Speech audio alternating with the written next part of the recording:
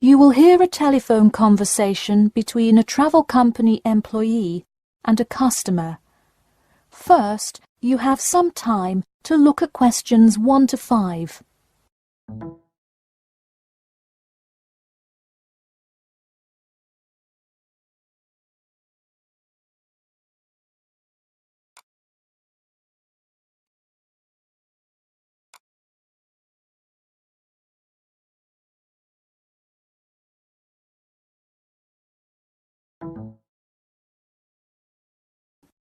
You should answer the questions as you listen, because you will not hear the recording a second time.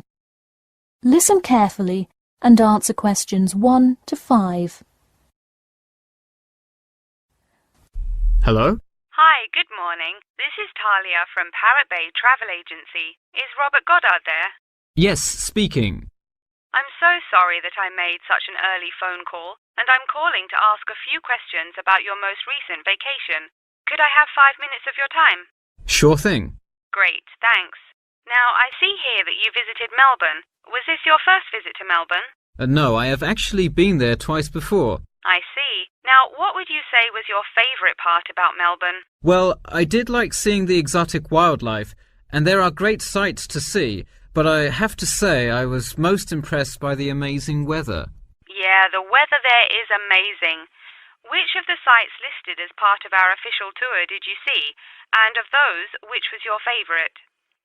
First I saw the theatre, which was beautifully designed. It was not nearly as cool as the town hall, though. The building is a huge part of Melbourne's history. Definitely my favourite. I saw the aquarium too, but wasn't too impressed. I see. Yes, people often have great reviews of Town Hall. Now, I would like to ask you about your dining experience. Did you enjoy the food there? Absolutely, I loved it. I'm glad to hear it. Could you tell me a little bit about what you most enjoyed about the food? Being such an international city, I loved the variety. I could find any type of food I wanted, whether I wanted seafood, burgers, or anything else. You name it, and they had it. Did you drive to Melbourne? No, I flew. I thought about going by train, but in the interest of time, I decided to go by plane. Right, I see. Before you hear the rest of the conversation, you have some time to look at questions 6 to 10.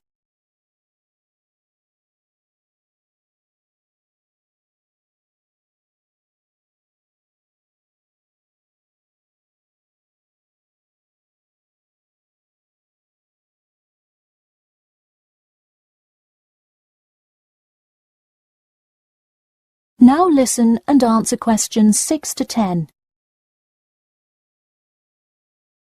And would you mind telling me whether you are under 20, between the ages of 20 and 40, or older than 40? It would be nice if I was still under 20.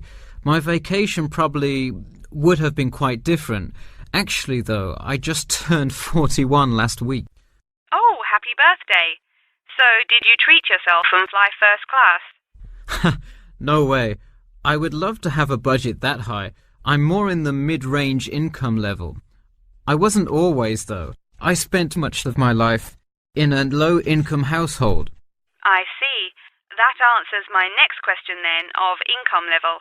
And what was the purpose of this visit? I had to go there on business a lot before and decided I would go there for tourism this time. I see. And what is your occupation? I am mainly a computer programmer. I also write for a travel magazine on the side, which is why I visited Melbourne before, but it's not my main source of income. I see. Wow, it sounds like you work a lot. Yes, I am very busy, which is exactly why I took a nice week-long vacation to Melbourne. I completely agree. Would you care to comment on your accommodation? My hotel was a good value. Staying in the city can get really expensive, so it was nice to find such a good price for the location and quality. I'm glad I didn't end up in some cheap motel in the middle of nowhere. I'm glad you didn't either. Well, thank you for taking part in our survey, and I'm glad you enjoyed your vacation. No problem. Take care.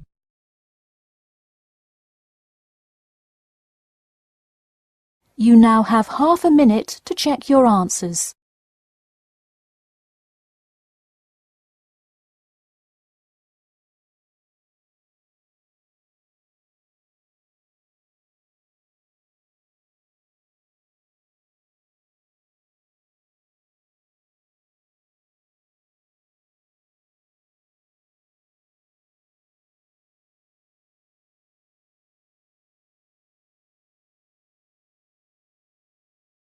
Two. You will hear a member of the Active Outdoor Club talking to a group of interested potential members. First, you have some time to look at questions 11 to 14.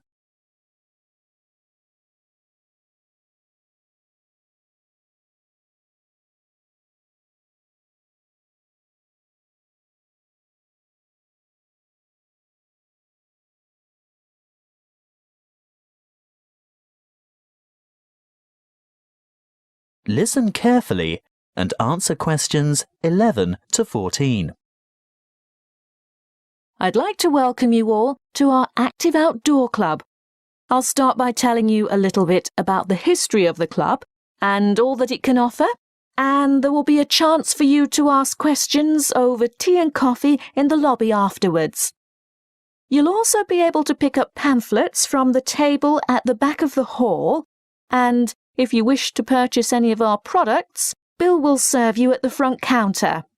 As most of you probably know, the club was founded by Nick Noble about 30 years ago.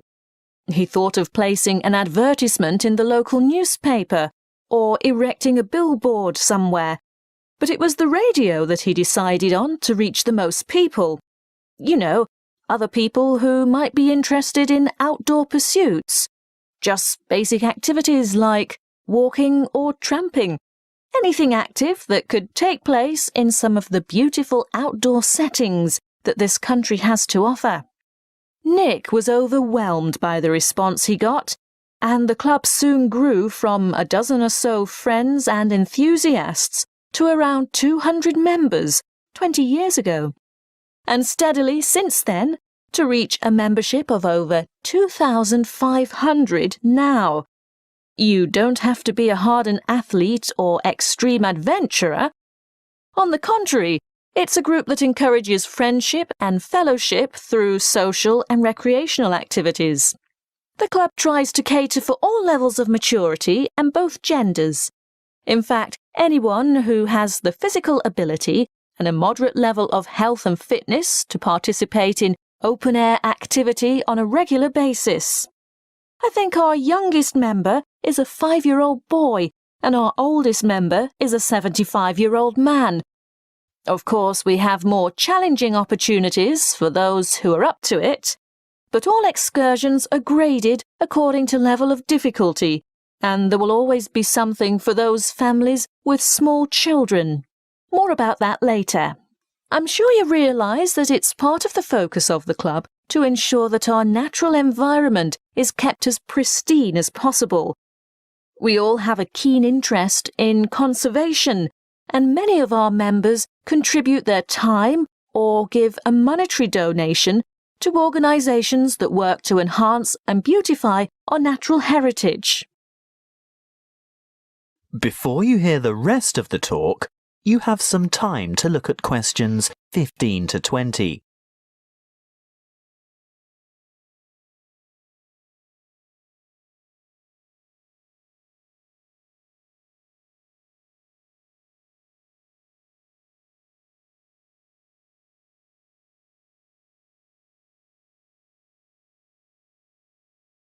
Now listen and answer questions 15 to 20.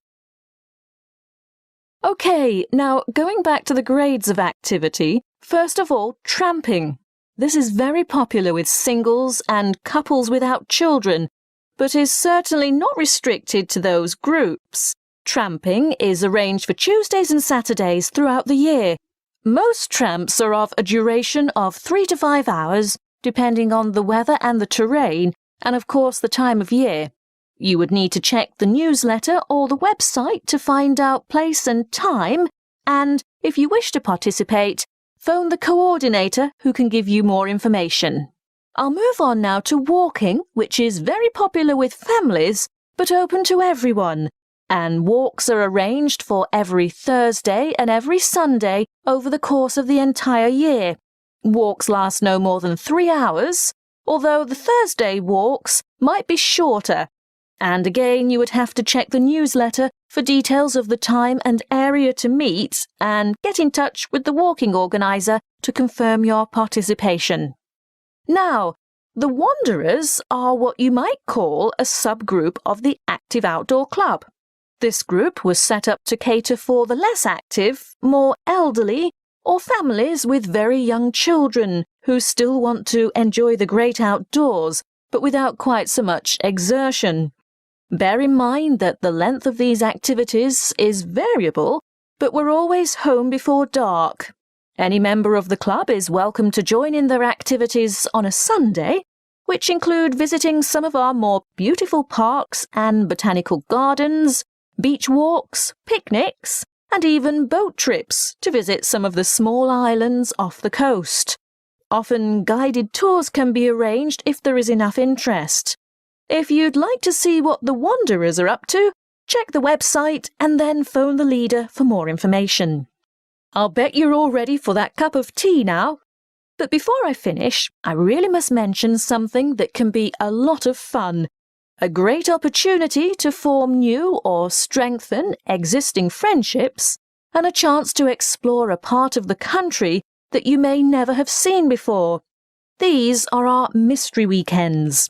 The committee puts a lot of time and effort into the organisation of these weekends away, not only for health and safety reasons, but also to ensure that everything runs smoothly and everyone has a good time. There will be a charge to cover travel and accommodation costs, but apart from that, it's an affordable and exciting weekend away from the city. For more information, call the chairman of the committee. You'll find his phone number in the newsletter. So, that's all I have to say at this point. Please enjoy the refreshments, chat with the others, and feel free to ask questions. All the committee members are wearing large red name badges, so they're easy to find.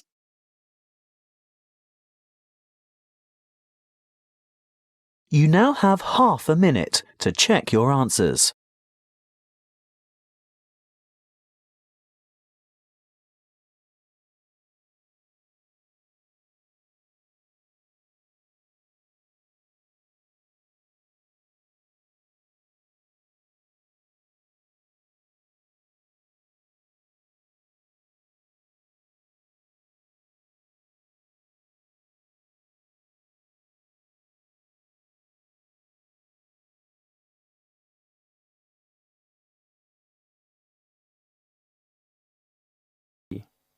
You will hear a conversation between two students discussing an assignment. First, you have some time to look at questions 21 to 26.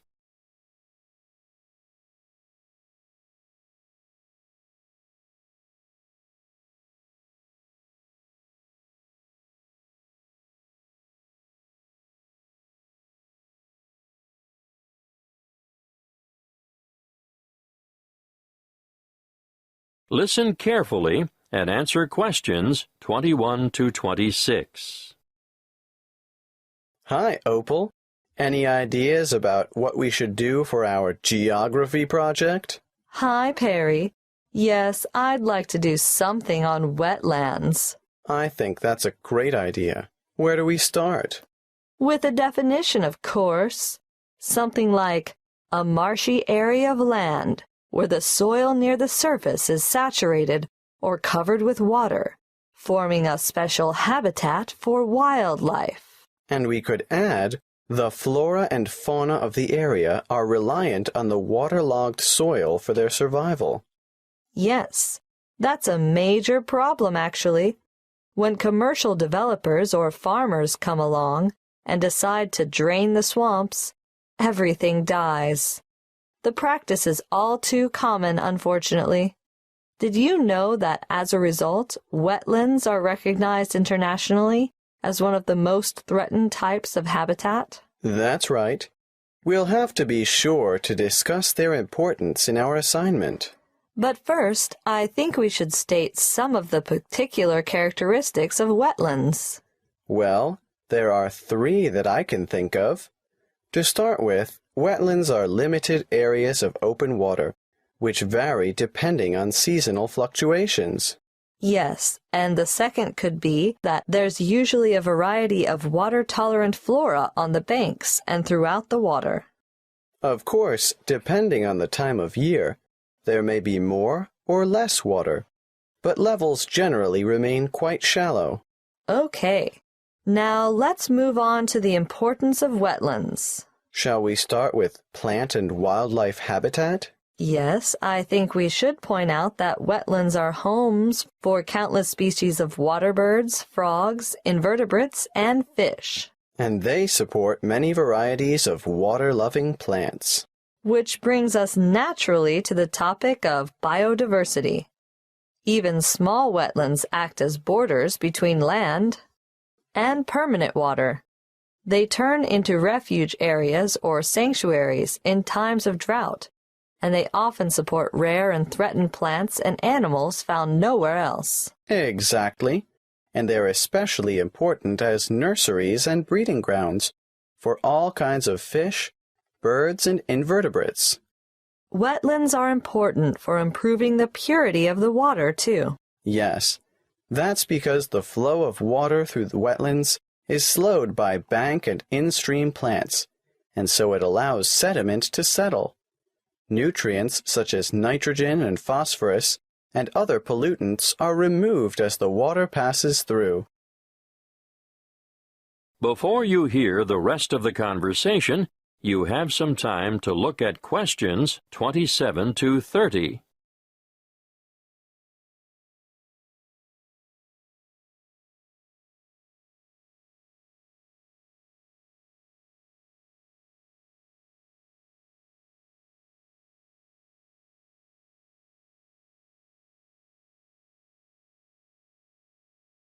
Now listen and answer questions 27 to 30.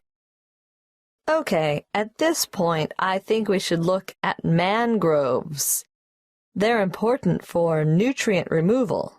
I think nutrient recycling is more accurate, and biological productivity, because wetlands are really very productive ecosystems. Should we do a food web then? We should do a diagram of some sort showing the importance of mangrove trees, but maybe not a food chain. How about you explain it while I try and sketch it? Right. Well, let's start with the mangrove trees. They're very special because of their aerial roots that allow them to breathe even when the tide is high and their roots are underwater. They can live in salt water, and the salt enters through the roots, travels up to the older leaves, and then these die and drop back into the water. A unique feature of mangroves is their ability to develop leaves on their seeds while they're still on the tree, and the seedlings drop down, planting themselves directly into the mud underneath. Got that. What happens to those older leaves that fall? The fallen leaves, or litter, decay in the water and form a rich mud that feeds bacteria, worms, and small crustaceans. You mean things like prawns and crabs feed on the decomposed leaf? Yes, and even little fish do as well. And bigger fish feed on them? Eventually, the remaining organic matter, which is now just very tiny particles, is taken up through the root system, providing nourishment for the mangrove trees. And the cycle begins all over again. Yes, that's exactly it. That's what we'll call it, the nutrient cycle of mangrove litter. Great. I'll go home and work on this, and we'll meet again tomorrow. Okay, see you then.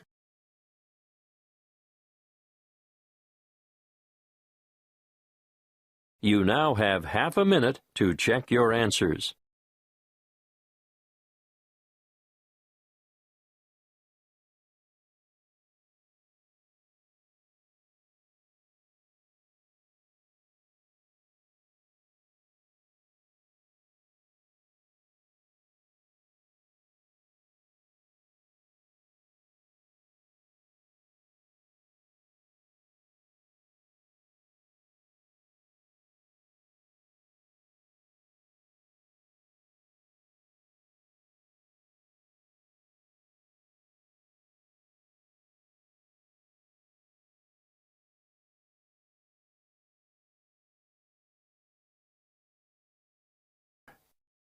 You will hear a talk given by a guest lecturer in the Continuing Education Department. First, you have some time to look at questions 31 to 40.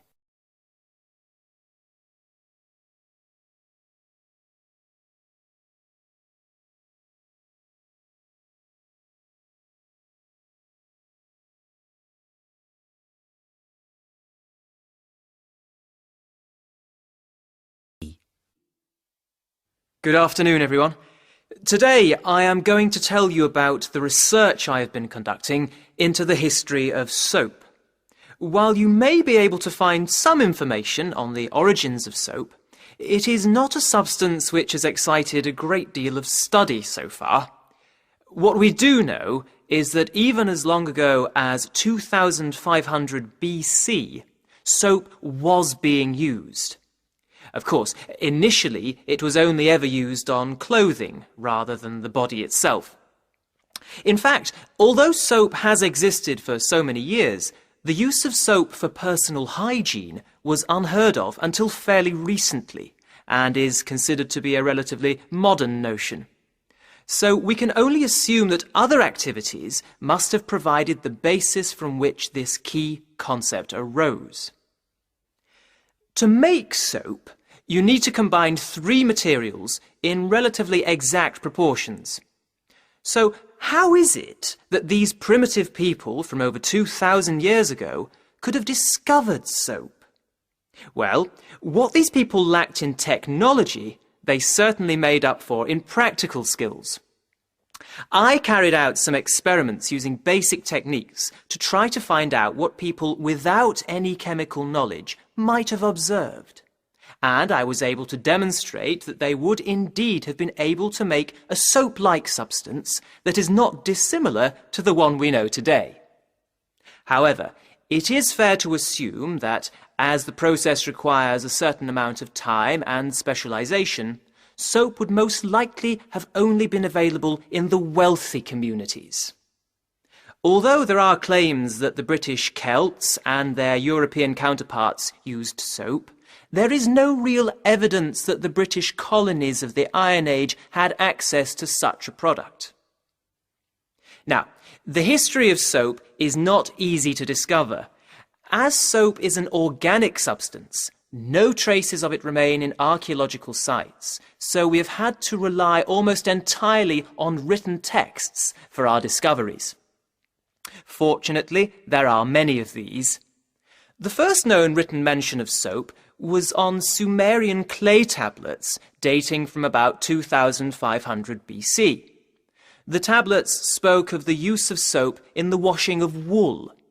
In another incident, a medical document from about 1500 BC mentions that Egyptians bathed regularly. It also describes how they made soap by combining alkaline salts and oil which they extracted from vegetables. We also know that the Romans used a mixture of earth, soda, and wine to clean their clothes and pots. For the Romans, bathing was not just a matter of hygiene. It was a form of relaxation, a social activity. The bather moved from room to room, getting progressively hotter, until they reached a steamy room where dirt was sweated out and scraped away with a metal blade. The Romans used scented bath oils, but these were used to moisturize the skin rather than to cleanse it, and there is no evidence that they used soap in this way. This is not to say that the Romans did not have soap. During the excavation of Pompeii, a city that was buried under the eruption of Mount Vesuvius in 79 AD, an entire soap factory was revealed, showing that they did in fact have access to soap, but that they simply did not use it for personal hygiene.